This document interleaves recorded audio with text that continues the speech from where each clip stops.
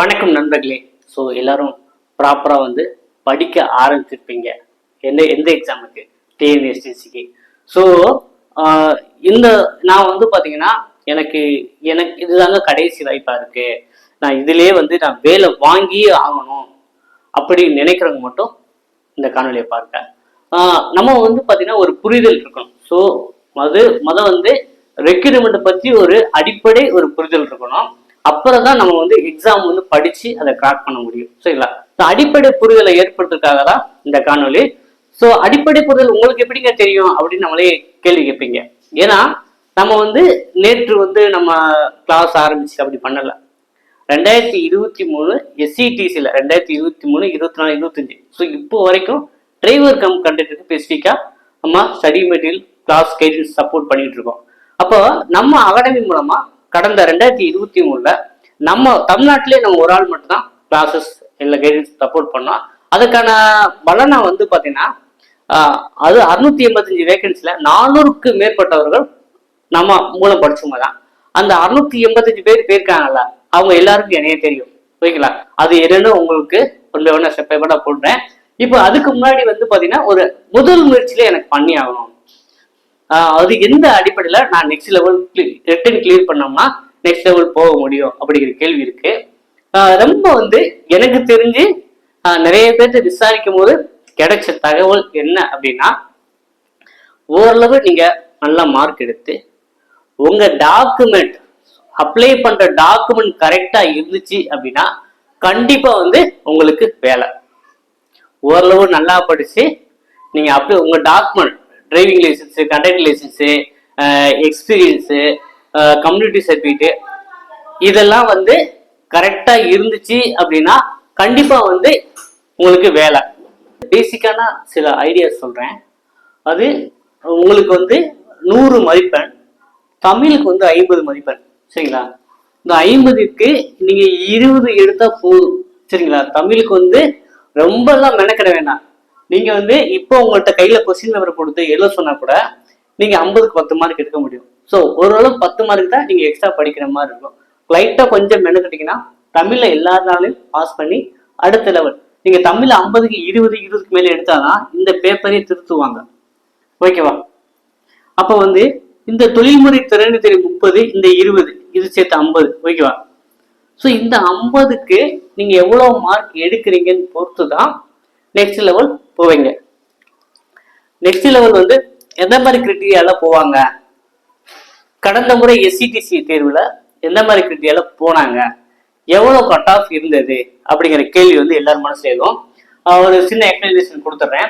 கடந்த ஆண்டு வந்து பாத்தீங்கன்னா SCTCல ஒரு 600 வேகன்சி இருக்கு அப்படின்னா 1800 பேர் வந்து ப்ராக்டிக்கல் போனாங்க. சரிங்களா? 685 வேகன்சி, நான் அப்ராக்சிமேட் வேல்யூ சொல்றேன். 600 பேருக்கு 1800 பேர் வந்து ப்ராக்டிக்கல் போனாங்க. அப்ப வந்து நம்ம வந்து பாத்தீங்கன்னா கிட்டத்தட்ட நம்மகிட்ட ஸ்டடி மெட்டீரியல் போன மட்டும் வாங்கியிருந்தவங்க வந்து பாத்தீங்கன்னா ஒரு அப்ராக்சிமேட்டா ஒரு 800 பேர் இருக்கும். ஓகேவா? ஸோ 800 பேர் வந்து நம்ம PDF தான் கொடுத்துருந்தோம். ஸோ அவங்க ஷேர் பண்ணி 9400 பேர் வந்து கடந்த முறை வந்து SCTCல தேர்வு எழுதுனாங்க. 9400 பேர். அதுல 9400 பேர்ல கிட்டத்தட்ட ஒரு 5000 பேர் வந்து என்னுடைய மெட்டீரியல் வச்சிருந்தாங்க.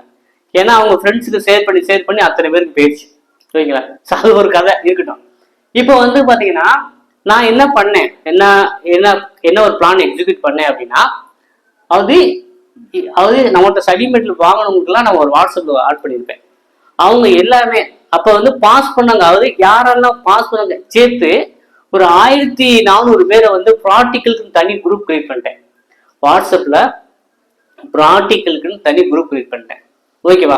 ஸோ அந்த ப்ராக்டிக்கலுக்குன்னு தனி குரூப்ல வந்து பாத்தீங்கன்னா எல்லாருமே உள்ள அடங்கிட்டாங்க. ஓகேவா? ஸோ அவங்க வந்து என்ன பண்ணாங்க அப்படின்னா, இப்ப காலையில ஒரு பேஜ் வந்து போறாங்க, செய்முறைகளுக்கு போறாங்க அப்படின்னா அவங்க வந்து ஒரு 10 பேர் ஒரு 20 பேர் போறாங்கன்னா அவங்க வந்து குரூப்ல டிஸ்கஸ் பண்ணாங்க. ஸோ ப்ராக்டிக்கல்ல நான் என்னென்ன தவறு பண்ணேன், இந்த மாதிரி வந்து எதிர்பார்க்குறாங்க. ஸோ நீங்க வண்டி எடுத்துட்டு ஸோ ஒரு பஸ் ஸ்டாண்ட் மாதிரி பின்னாடி ரிவர்ஸ் நிப்பாட்ட வந்தீங்களா அந்த பர்டிகுலர் லைன்ல. ஸோ அந்த மாதிரி நிப்பாட்ட சொன்னாங்க. ஸோ பைபாஸில் போகும்போது இந்த மாதிரி நம்ம ஹேண்ட் சிக்னல் கொடுக்குறோம். எப்படி வந்து பார்த்தீங்கன்னா நம்ம வந்து ஓவர்டேக் பண்ணி நம்ம போகிறோம், அதுக்கு என்னென்ன ஹேண்ட் சிக்னல் கொடுக்கணும். ஸோ இந்த மாதிரி விஷயங்கள் நீங்கள் பண்ணக்கூடிய தவறு. ஸோ நம்ம வந்து பார்த்தீங்கன்னா நிறைய பேர் புது பஸ் எடுத்திருப்பாங்க, ஆனால் அந்த ப்ராக்டிக்கல் கொண்டு போய் பழைய பஸ்ஸாக இருக்கும். அது எந்த மாதிரி ஒர்க் ஆகுது, வண்டி எப்படி இழுக்குதா, ஒரு மாதிரி ஆஃப் பண்ணி விட்டுறாங்களா.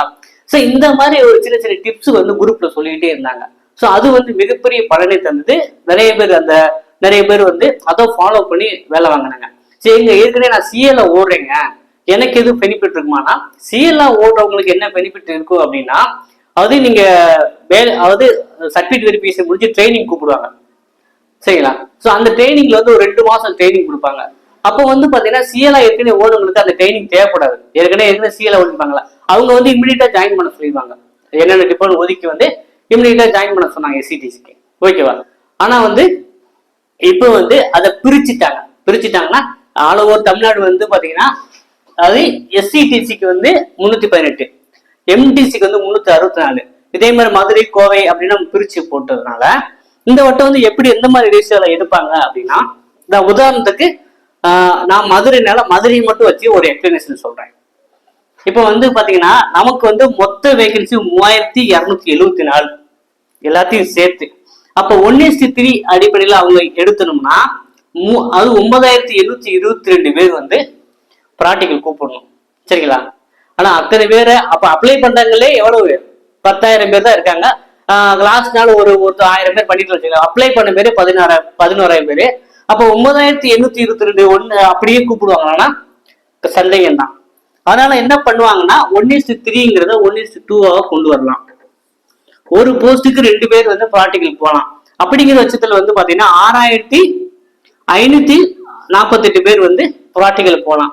அப்ப 10,000ல ஒரு 6,000 பேர்னா அது ஒருத்தர் உள்ள போய் ஒருத்தர் வெளியே இருப்பீங்க. அப்ப யாரு வந்து ப்ராக்டிக்கல் உள்ள போற வெளியே இருக்கா அப்படிங்கிறது. ஸோ ஒரு போஸ்டுக்கு 2 பேர் தான் உள்ள போற மாதிரி இருக்குங்க. இப்ப நான் 2 பேர் இருக்கோம்னா அதுல ஒரு ஆள் வேலை கிடைக்கும், சரிங்களா. அப்ப 3274 6,548 பேர் வந்து ப்ராக்டிக்கல் கூப்பிடுறாங்க. இது வந்து இதுல ரொம்ப இப்படி காமனா இப்படி பண்ண மாட்டாங்க, சரிங்களா. இப்ப வந்து நீங்க அப்ளை பண்ணும் போதே மதுரை மண்டலத்துக்கு வந்து பாத்தீங்கன்னா மொத்தம் 322. அப்ப மதுரை மண்டலத்துக்கு 1:3 வச்சாங்கன்னா அது 966 பேர் வர்றாங்க. அதே 1:2 வச்சாங்கன்னா 644 வருவாங்க. எனக்கு தெரிஞ்ச மதுரையில 966 பேர் அப்ளை பண்ணிருப்பாங்களே கேள்விக்குறி, புரியுதுங்களா. அது 322 வேகன்சிக்கு 966 டிரைவர் இருக்காங்களா அப்படிங்கிறதே கேள்விக்குறி. ஆனால் அவங்க என்ன பண்ணலாம்னா 1:2 அடிப்படையில எடுக்கலாம். அப்ப 322க்கு 644 பேரு அது ப்ராக்டிக்கல் போகலாம். அதையுமே வந்து என்ன சொல்லியிருக்காங்க அப்படின்னா மண்டலத்துல இந்தந்த டிப்போ அப்படின்னு பிடிச்சாங்க. Madurai depot, Dindigul depot, Virudhunagar. அப்ப இந்த மதுரை மண்டலத்துல இதுக்கு அப்ளை பண்ணிருக்கீங்க. அப்படிங்கிற பட்சத்துல மதுரையில 190 வேகன்சி, திண்டுக்கல்ல 60, விருதுநகர்ல 72. அப்ப மதுரையில 190 பேர் மதுரைக்கு மட்டும் அப்ளை பண்ணாங்க. 1:3 அடிப்படையிலனா 570 பேர் ப்ராக்டிக்கல் போகணும். ஆனா அந்த அளவு இருக்கிறது கம்மி தான். ஆனா குறைஞ்சபட்சம் 380 பேர் அப்ளை பண்ணிருக்கலாம். அப்ப 1:2 அடிப்படையில தான் அவங்க எடுக்கிறதுக்கு நிறைய வாய்ப்பு இருக்கு. ஆனா நோட்டிபிகேஷன்ல அவங்க 1:2 1:3 அப்படிங்கிற ஸ்பெசிஃபை பண்ணல. சோ நம்ம வந்து ஒரு அனுமானத்தின் அடிப்படையில ப்ராக்டிக்கல் யோசிக்கும் போது இந்த மாதிரிதான் நடக்க நிறைய வாய்ப்பு இருக்கு. அப்ப மதுரைக்கு மட்டும் 190 வேகன்சி, அப்புறம் திண்டுக்கலுக்கு 60, அப்புறம் விருதுநகருக்கு 72. அப்ப மதுரைக்கு மட்டும் ஒரு 380 பேர் அப்ளை பண்ணிருக்கலாம். எனக்கு தெரிஞ்சு அதுவும் அப்ளை பண்ணிக்கிறாங்களே கேள்விக்குறிதான். அப்ப வந்து ஓரளவு நீங்க நல்லா படிச்சாலே ப்ராக்டிக்கல் போயிடலாங்க, ஓகேவா. திண்டுக்கலுக்கு 60, அப்போ திண்டுக்கலுக்கு 60னா 1:3 வச்சாங்கன்னா 180 பேர் வருவாங்க. இல்ல 1:2 வச்சாங்கன்னா 120 பேர் இருப்பாங்க, அது ப்ராக்டிக்கல் போவாங்க. அதே போல விருதுநகர் 72 வேகன்சி, 1:3 வச்சாங்கன்னா 214, 1:2 வச்சாங்கன்னா 144. அப்ப வந்து பாத்தீங்கன்னா எனக்கு தெரிஞ்ச கணிப்பின்படி ஒரு அனலிஸ்ட் படி 2 பேர்ல ஒருத்தர் உள்ள வைப்பீங்க, ஒருத்தர் வெளியே இருப்பாங்க. அது யார் உள்ளுக்கு போறா யார் வெளியே வரா அப்படிங்கறது வந்து இந்த ரிட்டர்ன் எக்ஸாம் தான் உங்களுக்கு ஏற்படுத்தி கொடுக்க போகுது. அப்போ வந்து ரிட்டர்ன் எக்ஸாம் வந்து பாத்தீங்கன்னா நீங்க வந்து வெறித்தனமா டே நைட் படிக்கணும் அப்படின்னு கிடையாது. அதாவது நம்ம வந்து எதுக்கு மார்க் அதிகம் கேட்கறாங்க, தொழில்முறை திறன் 30, இது ஃபுல்லா ஐஆர்டி புக்குன்னு கேட்கறாங்க. Common GK 20. ஸோ இதுல வந்து ஹை மார்க் எடுங்க. முதல்ல எழுத்து தேர்வுல பாஸ் பண்றதுக்கான வழியை பாருங்க, ஓகேங்களா. எழுத்து தேர்வுல பாஸ் பண்ணா தான் நீங்க வேற எது முயற்சி பண்றீங்க. சரி அவங்களுக்கு தெரியும் இவங்களுக்கு தெரியும் அந்த மாதிரி இந்த மாதிரி அப்படின்லாம் யோசிக்க முடியும். சரிங்களா? அதனால வந்து எழுத்து தேர்வுல பாஸ் பண்ணுங்க. இது வந்து 100% நேர்மையத்தை நடக்கும். எழுத்து தேர்வு வந்து பாத்தீங்கன்னா யாருமே அப்படி இப்படி எது ஏமாந்துறாங்க. எழுத்து தேர்வுல உங்களுடைய சொந்த முயற்சியில மட்டும்தான் பாஸ் பண்ண முடியும். சரிங்களா? அதனால வந்து வேற மாதிரி அப்படி இப்படி எதுவும் யோசிக்கிட்டு எது இருக்காங்க. எழுத்து தேர்வுக்கு உங்களுடைய சொந்த முயற்சியில தான் பாஸ் பண்ண முடியும். அந்த எழுத்து தேர்வுக்கு வந்து ரொம்ப மெனக்கிட வேண்டாம். அதற்கான வழிமுறைகள் எந்த அளவு உங்களுக்கு ஈஸியா பண்ண முடியுமோ அந்த அளவு தான் நம்ம பண்ணிக்கிட்டு இருக்கோம். சரிங்களா? அதனால எழுத்து தேர்வுல பாஸ் பண்ணுங்க. அடுத்த லெவல் போயிருங்க. அதுக்கப்புறம் நீங்க என்ன வேணா யோசிக்கலாம். ஆனா எழுத்து தேர்வுல நீங்க உங்களுடைய முயற்சியில கொஞ்சம் படிச்சாதான் வேலை வாங்க முடியும். சரிங்களா? சோ இது வந்து அடிப்படையில் இந்த ஒரு புரிதல் இருந்துச்சு. எழுத்து தேர்வு நம்ம கிளியர் பண்ணிட்டோம்னா அழகா அடுத்த லெவல்ல போயிடலாம்.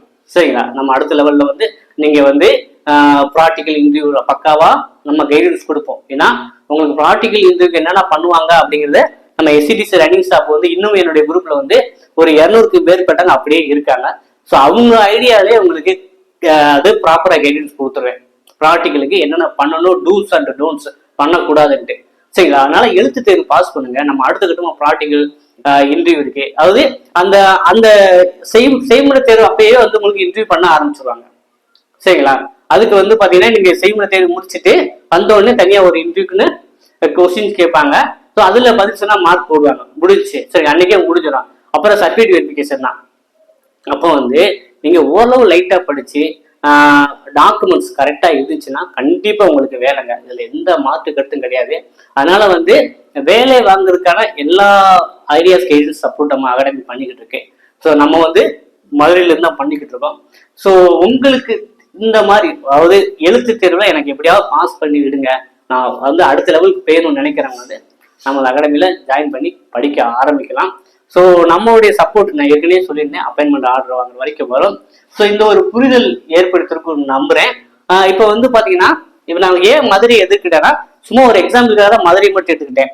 அப்போ வந்து இப்போ இந்த லெவல்ல தான் அவங்க வந்து பிரிப்பாங்க. இப்போ மதுரைக்கு மட்டும் அப்ளை பண்ணீங்கன்னா மதுரையில் 190 வேகன்சி. சரிங்களா? அதுல வந்து எவ்வளவு கட் ஆஃப், இது வந்து கட் ஆஃப் மாறும். போன வட்டம் எஸ்சிடிசிக்கு வந்து அது தமிழ்நாடு முழுக்க வந்து பாத்தீங்கன்னா எஸ்சிடிசிக்கு வந்து 2008 655 வேகன்சி. சரிங்களா? அப்ப தமிழ்நாடு முழுக்க ஒரே கட் ஆஃப் இருந்துச்சு. அப்போ 33 50க்கு அந்த தொழில்முறை தேர்வு இருக்குல்ல, தொழில்முறை தேர்வு இருக்கு.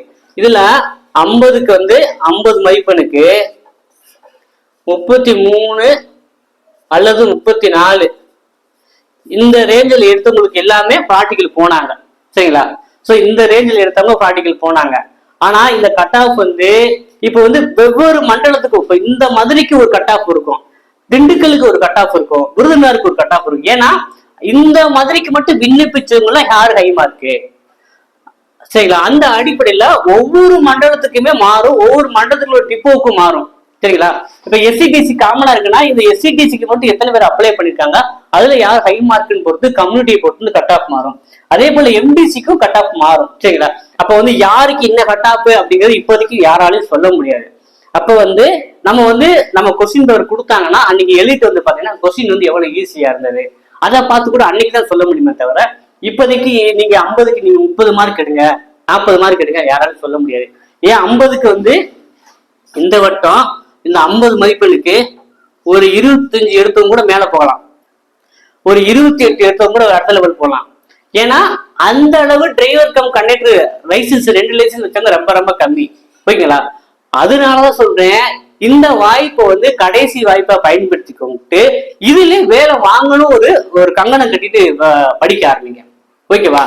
சோ நிறைய பேர் நம்ம வந்து அகாடமி வந்து போன வட்டம் வந்து நல்லா படிச்சவங்களும் பண்ற தப்பு என்னன்னா ஓஎம்ஆர் சீட்டு அப்பதான் புதுசா பாக்குறாங்க. சரிங்களா?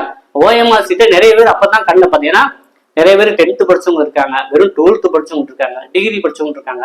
அதே போல 40 வயசுக்காரங்களும் இருக்காங்க, 43 வயசுலயும் கடைசி அட்டம்ப்டா இருக்காங்க. சரிங்களா?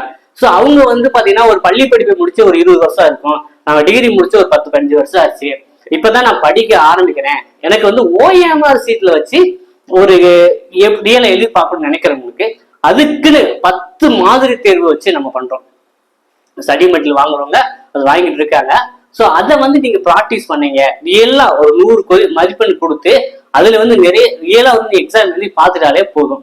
ஓகேவா? ஸோ அந்த மாதிரி அடிப்படையில் OMR சிஸ்டம் இது வரைக்கும் பார்த்தது இல்லை, அதில் ப்ராக்டிஸ் பண்ணது கூட இல்லை, எப்படி எனக்கு ஷேர் பண்ண கூட தெரியாததுக்கு வந்து அந்த மெட்டீரியல் வந்து வாங்கி யூஸ் பண்ணி படிக்க ஆரம்பிக்கலாங்க.